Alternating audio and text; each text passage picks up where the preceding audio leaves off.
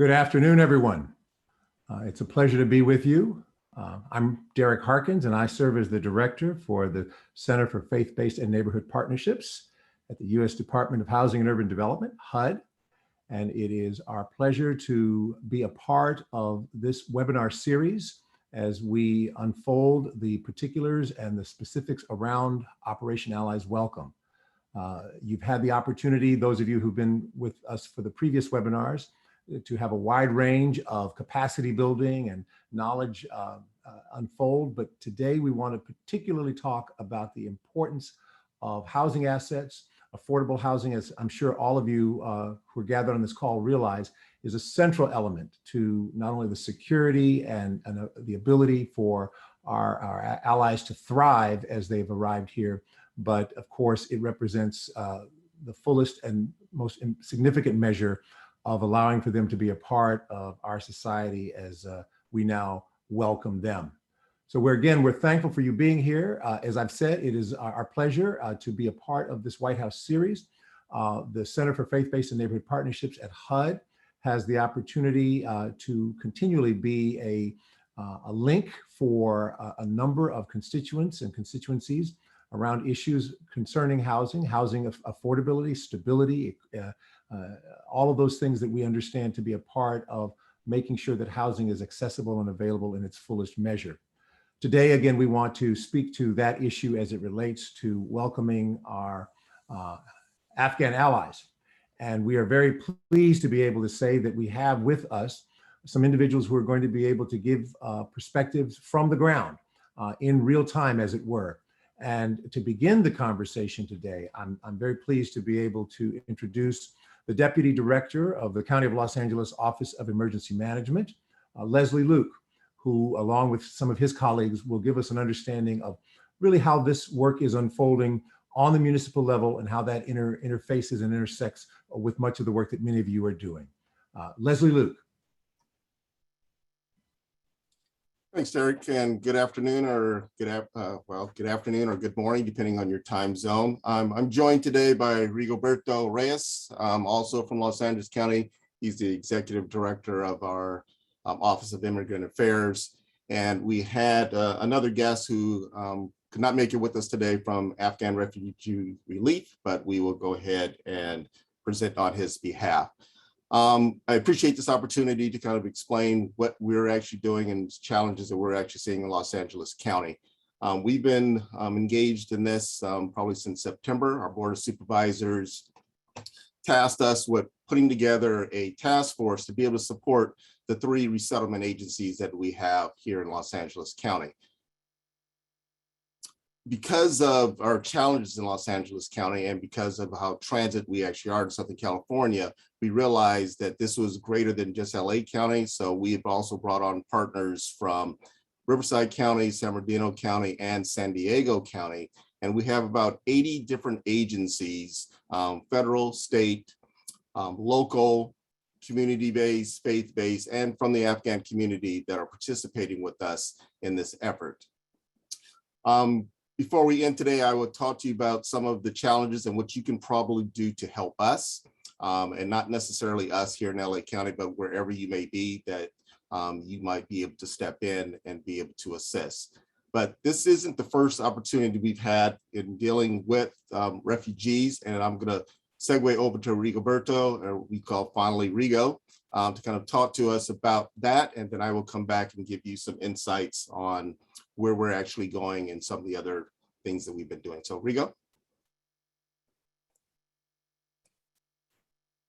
Thank you, Leslie. And really appreciate the opportunity to share some of the lessons learned, as Leslie mentioned, in regard to dealing with issues concerning immigrants as they come up. It's been quite a few years, as you all know, one way or another issues coming up. So, just a little bit about the Office of Immigrant Affairs. We are a relatively new office for the county. We opened up in January of 2017, And our purpose is to respond to issues impacting immigrants and their families. As Leslie mentioned, the county, in the county, one big issue is the diversity and the number of immigrant populations. Of the 10 million or so residents, 3.5 were born in a different country, and they have a different legal status from citizenship all the way to not having any status. So making sure that we respond accordingly based on what the need is. It is certainly a concern and an opportunity for us. We primarily work with the county departments and agencies. And really what we try to do is ensure that immigrants and their families know about the support services, the protections that they have, and that they have access to those services. And one of the lessons learned, as I'm sure many of you, if not all, have experienced, is the fear that immigrants, particularly those who lack full status in terms of their immigration situation, they are concerned that interacting with the government may have negative repercussions in regard to their situation. And so for us, it's crucial that we engage with partners who are trusted in the community, who know not only the language of those who we need to serve, but their culture, which even sometimes poses some challenges where I can tell you, my grandmother, being an immigrant from Mexico, she would not accept government assistance out of her cultural beliefs, that she feels that she would rather have 2 or 3 jobs than get the support she would need. So addressing and understanding those issues clearly has become an ongoing situation for us. Language access, it's another huge challenge given the hundreds of languages spoken in the county. But more specifically, as Leslie was mentioned, and more recently, we have had to respond to the unaccompanied minors surge over the summer. And what we learned there again is that we had to have a very strategic response, engage the right departments, and really look into sort of the timeline as to our engagement.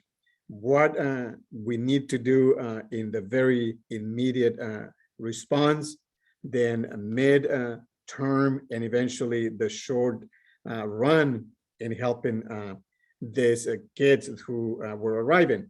And so, so that we can use it as a point of reference of how we are responding to the Afghan challenge, the county immediately got together with a number of our key departments, partner with you at the federal level, and opened up a large processing center here at the Pomona Fairplex with the unaccompanied minors where they were arriving to provide the immediate needs that they needed to arrive.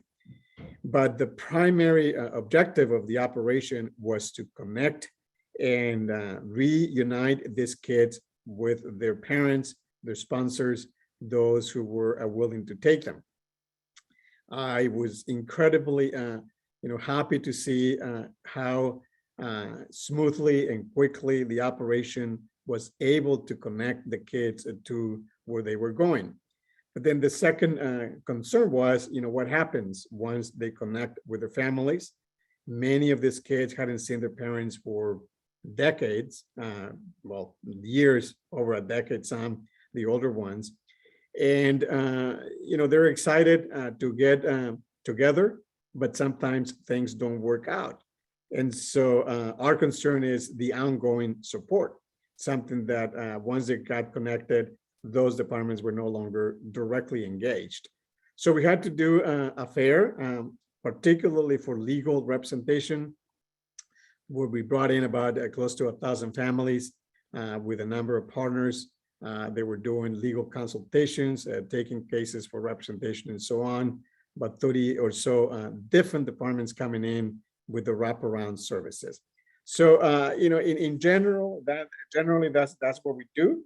Certainly participating in this task force that Leslie runs here with so many partners. For us, it has been a huge opportunity, not only to connect with these organizations, but to understand, who they are and what they do, because we are in this for the long term. And certainly having those partnerships like the one we're establishing here with you will really allow us to do a better job. So Leslie, back to you. If there are any specific questions, certainly this vital services, I just wanted to reference, we're talking about healthcare, housing, which is the topic of today. But it goes beyond that. It goes, sometimes even consumer protection.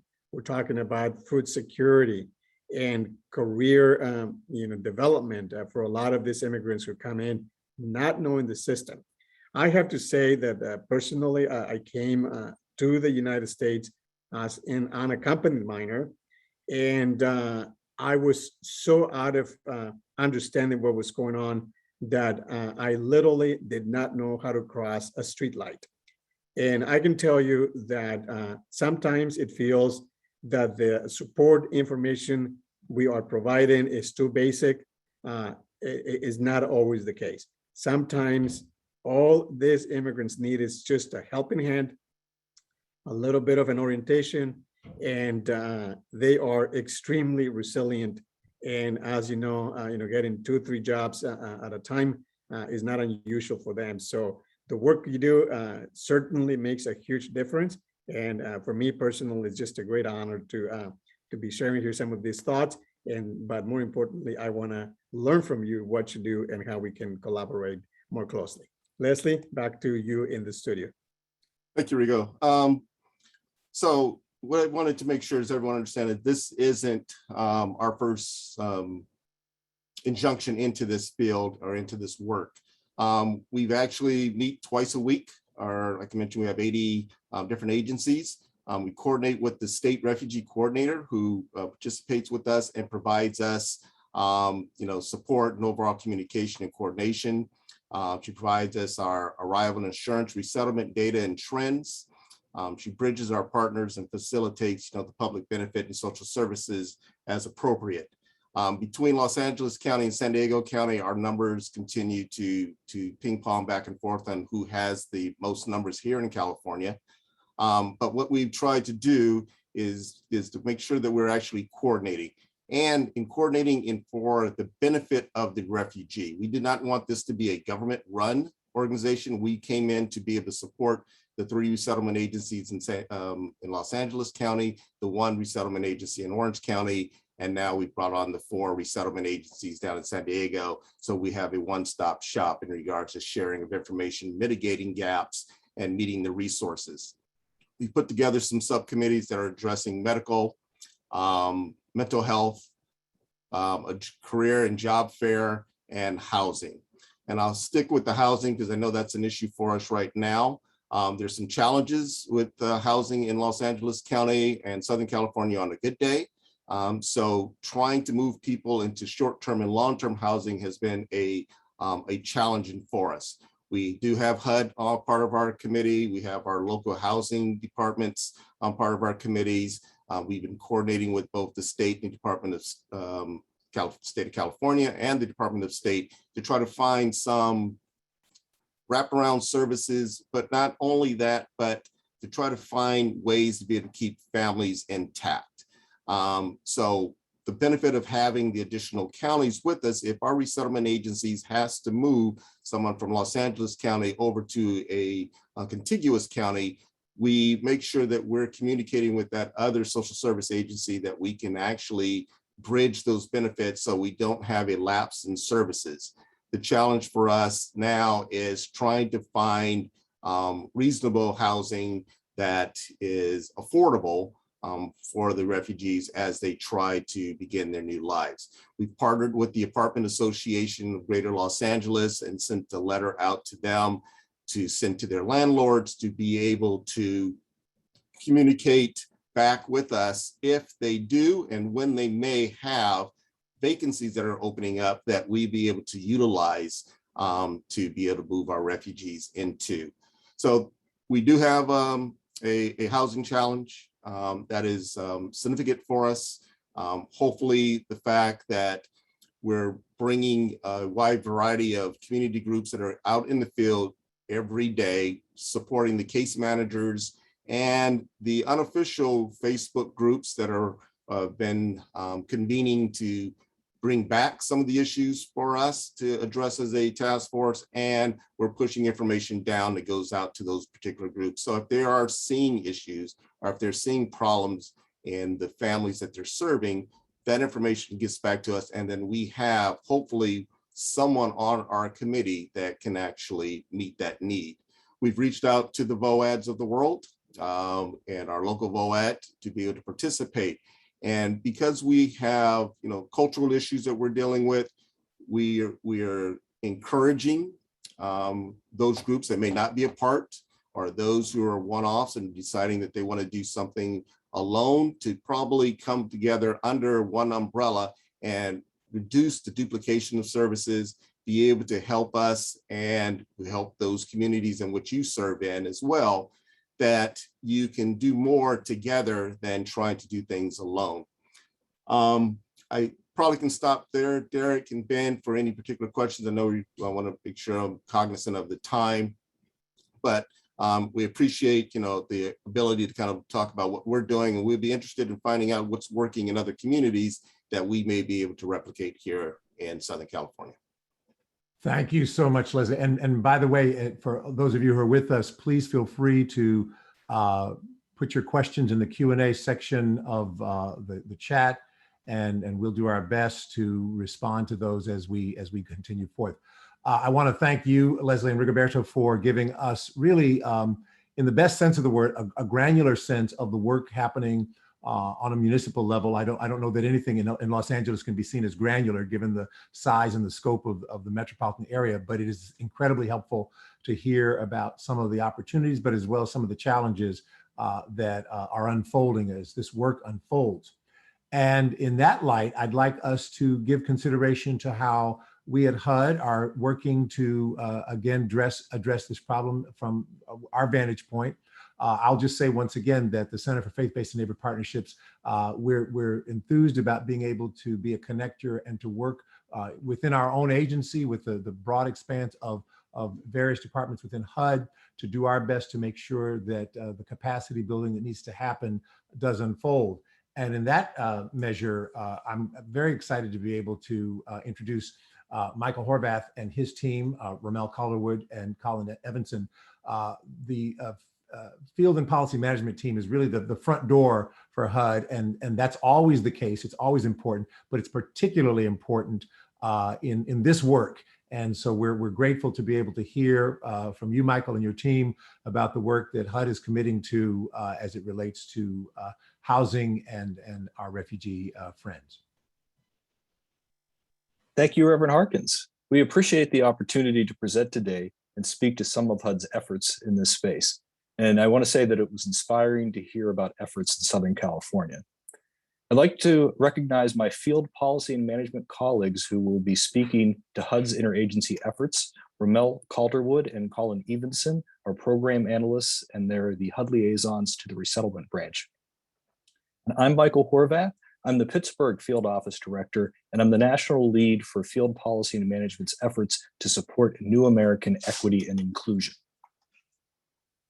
Just as a quick background, with Operation Allies Welcome, certain Afghan nationals who were evacuated this year from Afghanistan were granted humanitarian parole into the United States and are eligible for the U.S. Department of State's Afghan Placement and Assistance Program. They are going to be receiving relocation assistance for 30 to 90 days after arrival. Now, ORR provides time-limited cash and medical assistance to new arrivals, as well as support for case management services, such as English as a foreign language classes, job readiness and employment services. And these are all to help them attain self-sufficiency in the United States. And of course, the Department of Defense is providing temporary housing facilities for special immigrant visa applicants and certain other Afghan nationals at 8 military bases or safe havens across the country. However, these safe havens at military facilities in the United States will eventually close, necessitating the need for the U.S. government to help the 9 national refugee resettlement agencies and local resettlement affiliates to identify housing solutions and pathways. And then comes in HUD. Now, HUD's mission is to create strong, sustainable, and inclusive communities and quality, affordable homes for all. HUD is working to strengthen the housing market to bolster the economy and protect consumers, meet the need for quality, affordable rental homes, utilize housing as a platform for improving quality of life, building inclusive and sustainable communities free from discrimination, and transforming the way HUD does business. Now, HUD field operations is divided into 10 regions, 64 offices in every state and Puerto Rico. And you can find field office contact information on HUD's website at www.hud.gov. Now, as Reverend Harkins mentioned, HUD's Office of Field Policy and Management is often referred to as HUD's front door.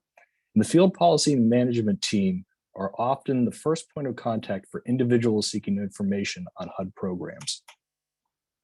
Within HUD, there are numerous program areas that oversee grantee operations that include things like public housing authorities, multifamily properties, those are privately owned and subsidized properties, and community planning and development programs that address homeless services. And those are just to name a few.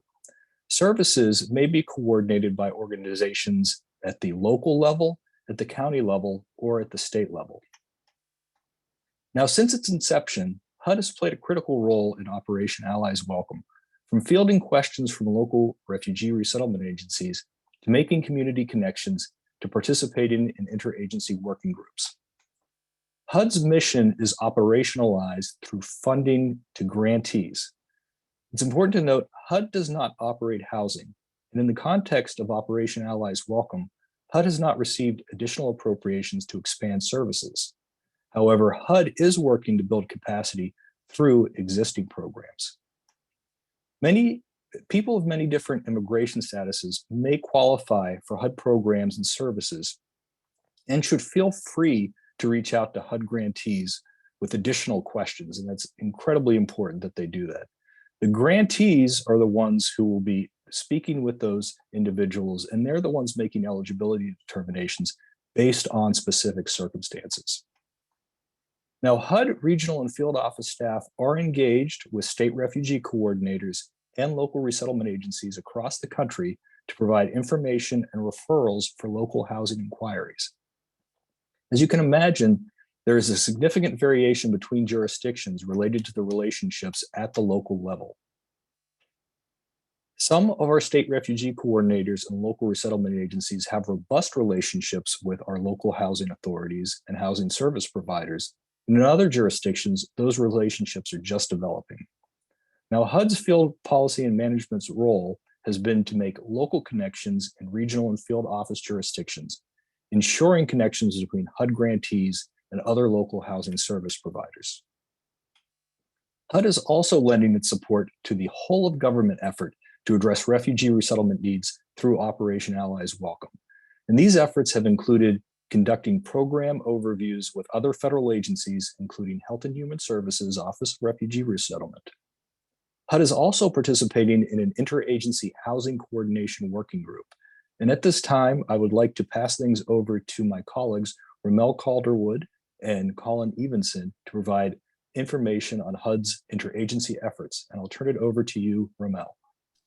Thank you so much, Michael. Really appreciate the introduction. Great presentation. Good afternoon, everyone. My name is Ramel Calderwood, and I'm one of 2 HUD liaisons assigned to support the U.S. Office of Refugee Resettlement. And just want to thank Reverend Harkins for the invitation to present to you all today. My HUD colleague, Colin Evenson, and I will be providing an overview of the housing efforts that we and the other agencies are undertaking and what HUD's role has been so far in support of Operation Allies Welcome. The resettlement branch that we're a part of is housed in the Office of Refugee Resettlement, or ORR, in DC, which is part of the US Department of Health and Human Services. We're essentially working to identify housing pathways and solutions for the more than 60,000 Afghans who arrived in the US this year after their evacuation from Afghanistan. The Unified Federal Government Initiative that we're under also includes representatives from DoD, Homeland Security, Health and Human Services, State Department, and the General Services Administration. So as part of our work, we are assisting the refugee resettlement agencies and their local affiliates connect to viable housing options through various public and private partnerships. We're very mindful and sensitive to the fact that many of these agencies are facing staffing and capacity challenges in the backdrop of a very severe housing shortage around the country. And so the resettlement branch is working around the clock to really help mitigate these barriers. So temporary housing solutions that have been identified so far include private partnerships with Airbnb.org, which donated 20,000 temporary housing units, and GSA's housing on demand, which would provide at least short-term housing in communities with acute housing shortages. So recognizing that permanent housing is critical, yet challenging, particularly for a very vulnerable population, such as the Afghans who have arrived here, HUD is also supporting Operation Allies Welcome in other ways that we believe can be very helpful. So with that, I will turn it over to my colleague, Colin, to share some of HUD's efforts that we're undertaking. Yeah, thank you, Ramel. And thank you to Reverend Harkins and the whole team for this opportunity. So I just want to quickly go over some challenges and considerations just at the national level that have informed our work. So one, and it's not up here, is that HUD did not get any money towards this effort. So we're trying to be really creative in doing what we can. The second here is the housing crisis. So a housing crisis existed before COVID hit, and then COVID hit and made it even worse. So that's just the space that we're working in. Another challenge or consideration is essentially the need to match transit options with resettlement support services and viable employment options. So sometimes simply the geography of available units doesn't really match up with a viable living situation. Another one has been that these families typically lack credit history, which can make it really hard to secure rentals, really, or housing of any kind.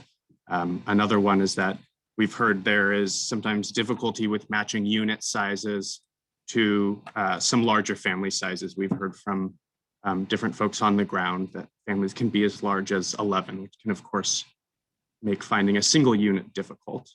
And then the last one is just a little bit of a diminished infrastructure around resettlement. And so there are fewer relationships with landlords on the ground than there have been in the past, in which landlords have experience dealing with resettlement agencies and serving this population. You can go to the next slide, Ramel.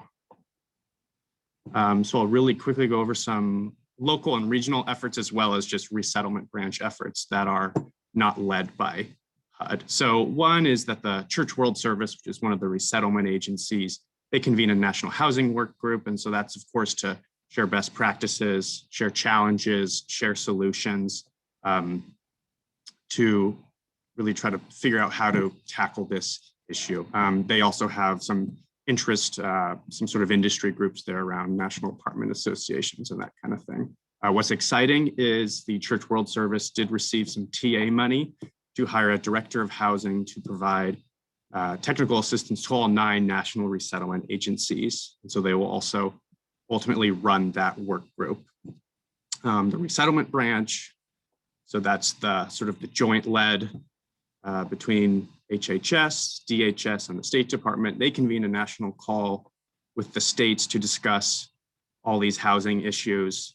And and that's generally the specific housing point of contact within each state. And then lastly, both states and resettlement agencies are working to hire their own housing coordinator to identify resources across a region or across a state to make sure the local resettlement affiliates get all those resources. We can go to the next slide.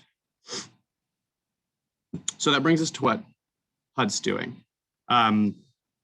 And so I'm just calling them workflows, and I kind of broke them up into two separate ones. One of just trying to minimize the barriers to accessing housing, and then the other being of connecting the resettlement agencies and ultimately the families with existing resources.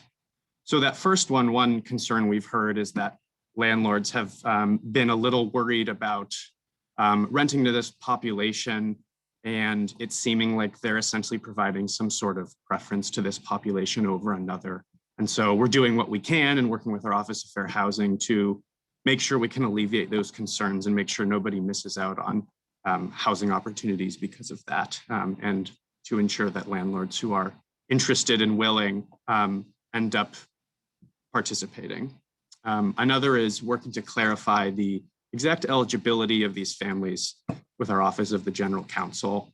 So that's just to make sure that all the families that would be eligible for HUD's programs do not miss out on those opportunities due to any sort of confusion or miscommunications.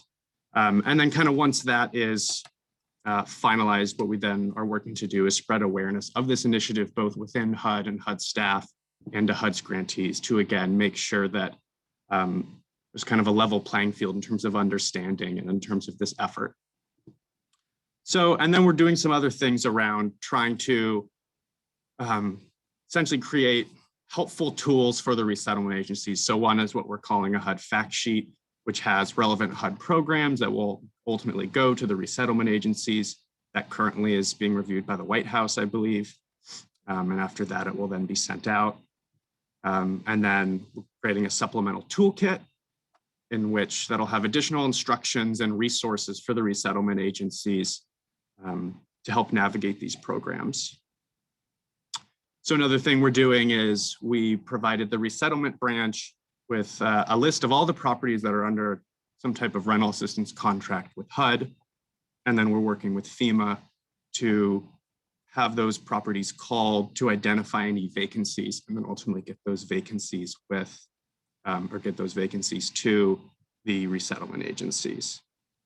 We're also working with our Office of Multifamily Housing to solicit vacancies from these same properties from this previous bullet point. And this is something we do during disasters. And so reporting that information is totally optional for the property managers. But hopefully if they do have vacancies, they do report that because they of course want those units filled at the end of the day. And then once we have those vacancies, we would get those to the resettlement agencies as well. And then lastly, we're working on identifying ways, if possible, it's all still kind of an ongoing question, to see if we can get more information on public housing authorities' availability in their two main programs, which is public housing and the Housing Choice Voucher Program to the resettlement agencies. And I think one last just consideration on this whole effort is that this is generally new territory for the country, but especially for HUD. And so everything has to be deliberate and very careful because we're sort of venturing into this new territory of being more involved in refugee resettlement efforts. And we can go to the next slide. So these last three slides are just some resources. This first one is the website that the resettlement branch runs. So I believe the Department of Health and Human Services technically manage this website with a contractor. And so they house all the resources that they develop here that will ultimately go to the resettlement agencies. And so it's also a great place for someone who's just looking to learn about this effort to peruse. If you go to the resources section, that of course is the whole section of all those resources. And so our various documents, once they're finalized, will be put there. Next slide. This is another resource page. This is actually on the HHS website. You can see it both has HHS resources as well as other agency resources. Next slide. We can go to the next slide, Ramon. Awesome. And then this is an important one. So if people are interested in kind of learning more about how they can help, we figure the best way to do that is contacting the state refugee coordinators. And so that list, that point of contact list is on this specific page here, and we can send these web pages out afterwards to Reverend Harkins and team to make sure that everyone here gets that. But that's going to have all the state points of contact for refugee resettlement efforts, where they then can, of course, plug people in more locally to whatever makes sense at the end of the day. And that is all we have. Thank you so much.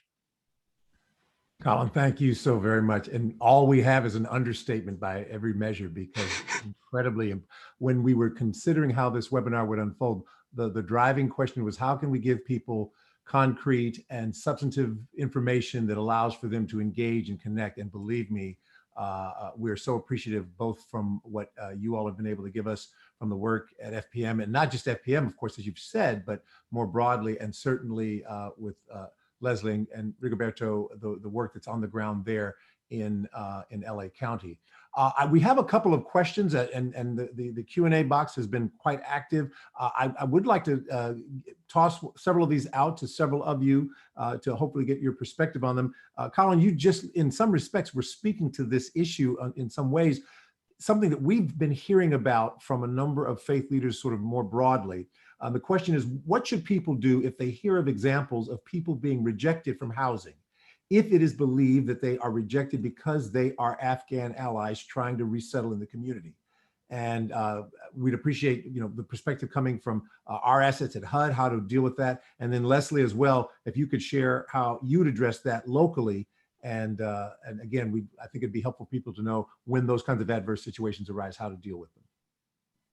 Yeah, absolutely. And so whenever anyone feels that they were subject to discrimination around housing, they are encouraged to submit a complaint. And so we can provide those resources and kind of this follow-up, because we have staff across the country that are going to be reviewing those complaints and then doing follow-up.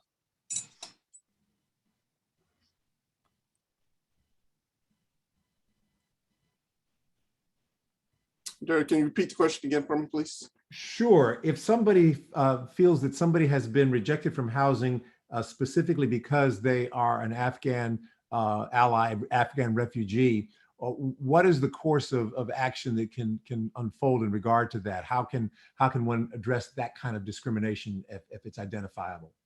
Yeah, well, we have legal aid is a part of our task force. And plus a number of our partners are attorneys as well. So if it is something that's come to us, they can bring that up to the task force, and we can direct them into the direction of which they need to go. The county and the city of Los Angeles housing departments are a part of our process as well. So they would be able to hear those challenges that they're actually having and those particular complaints, and they can file those with those agencies as well.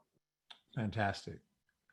And just two more quickly, and before we Derek, it's Rigo. If I may please add one thing to what Leslie said.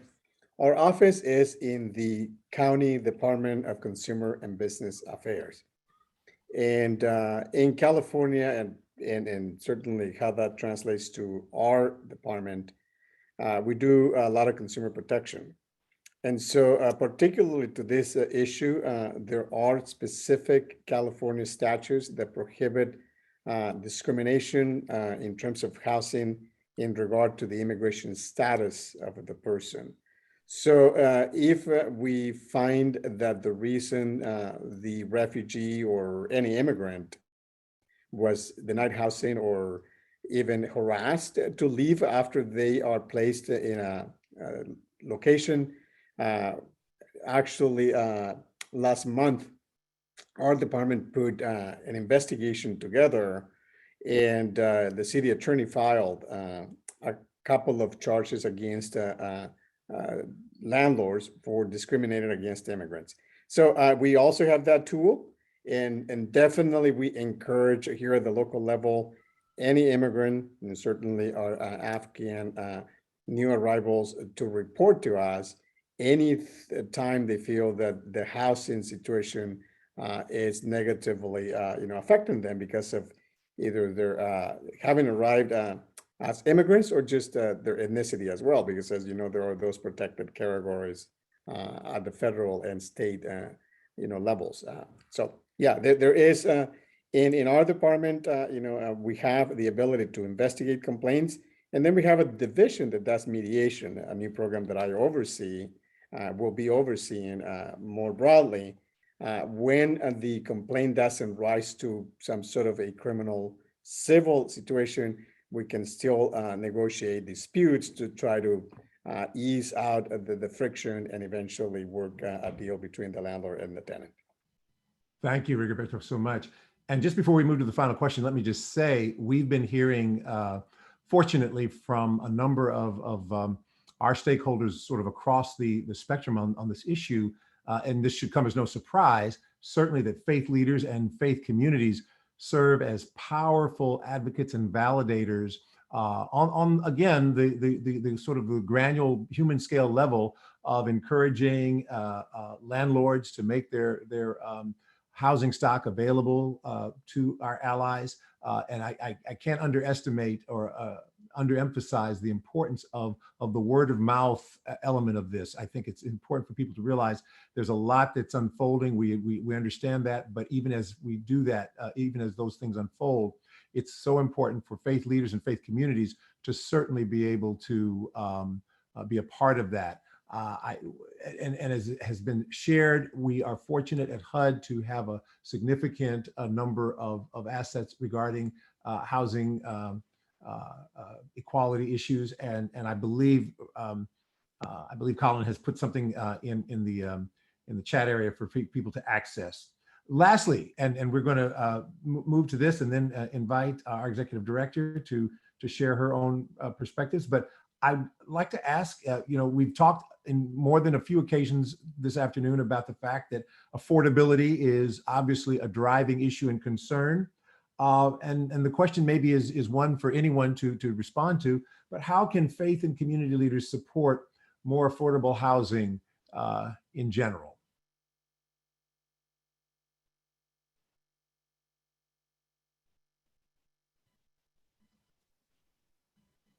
Hi, Reverend Harkins. This is Michael Horvath, and I very much appreciate that question. And I would encourage any faith-based leaders to connect with their local governments, to reach out to the mayors, the elected officials, and have those conversations, find out what's going on in their community, how they can best engage and support. I know that there's development happening all across the country, and there's certainly ways to get involved, but that's probably the most effective way, again, at the local level, working with those local officials, talking about what they're seeing in the communities and how they can best leverage those resources to the benefit of their community. Thank you, Michael. And let me just say, I hope it goes without saying, but it needs to be said that not only here at HUD, but all of the Centers for Faith-Based Neighborhood Partnerships serve again as points of engagement and connection around all of these issues. And that's a significant role that we always look to seek to play. I see both Ramel and Colin on, so I'm going to pitch to both of you. Yeah, and just wanted to very much underscore the importance of fair housing and just ensuring that we are protecting folks regardless of their national origin. So in the chat box, we did share a link of how to file a complaint with HUD's FHEO, but also I'm going to share a link here with language that includes the 7 protected classes under the Fair Housing Act for everyone's reference. Thank you. Colin, over to you. Oh, wonderful. Well, let me just say, as we draw to a close, this has been a rich and valuable time together. My deepest appreciation to all of our panelists, Leslie Luke and Gigaberto, we thank you both for the time you've given us from all of your work in LA. And of course, my HUD colleagues, Michael Horvath and Ramel Calderwood and Colin Evanson. One of the things I think that's so valuable about the work that we're able to do at all of the Centers for Faith-Based Neighborhood Partnerships is the inter-engagement across agencies. And that is facilitated in no small measure by the work that emanates from the White House Office of Faith-Based Neighborhood Partnerships. And this work that we're doing now is so very much anchored in the vision that comes from that office. So what better way, excuse me, what better way to draw to conclusion a rich time of sharing today than to have the executive director of the Office of Faith-Based, the White House Office of Faith-Based and Neighborhood Partnerships share with us in her own way, and that is Melissa Rogers. Thank you so much, Derek. It's great to be with you. And thanks to all the HUD leaders and the state and local leaders who have joined this call. Your work and your leadership is absolutely essential and doing so much good for our Afghan allies and for everyone who's trying to come together to help welcome and resettle them. We just simply can't thank you enough. And we're so grateful for your leadership at the HUD Center for Faith-Based and Neighborhood Partnerships, Derek. And I also want to thank Ben Odell, who's played a real key role. He is a leader over at the HHS Center for Faith-Based and Neighborhood Partnerships. And so it is, as Derek said, very much a team effort. We also want to thank everyone who's on the call. It is so inspirational to see the efforts that you are making each and every day, rain or shine, holiday season or not, to make sure that we can welcome these newcomers and make sure that they have roofs over their head and that they are given the other essential items that they need to make a good start in the United States. They've, of course, been great friends to the United States, and now it is our honor to be able to help them get started here in a new chapter in their lives. So thank you for the efforts that you are making. Thank you for joining this webinar series as you have. I know many of you, this isn't your first webinar. You've been with us for all of them. And we continue to welcome your suggestions about topics that we might cover in the future that would be useful to you, as well as your flags about problems you're running into. We want to make sure that we address those problems and remove obstacles as you seek to do your work, because we certainly don't want to ever have a set of helping hands at the ready and not be utilized. So please continue to let us know about how we can help you do the work that you do so well in your communities across the country.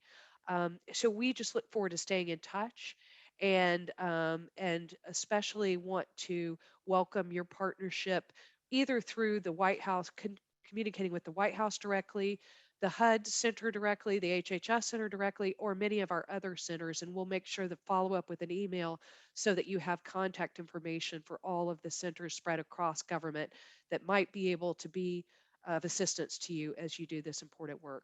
So with that, I'll just hand it back to Derek for a final word and wish everybody a very happy holiday season on behalf of the President and the Vice President of the United States, and again, to offer their thanks for your leadership in this very compassionate and historic project that we're all engaged in.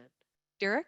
Thank you so much, Melissa. And as Melissa has shared, please note that engaging with each of our offices, we will make sure that that contact is readily available to you. And we look forward to continuing the conversation in whatever way is most helpful. I just echo Melissa's words for a safe and meaningful holiday season for all of you on this call. And even as the President is in Kentucky, even as we speak, our hearts, of course, continue to be extended to those so very many who've suffered such great loss in that part of the country. But again, we thank all of you, and please enjoy the rest of this day, and may you go into 2022 with promise and possibility. Thanks so much.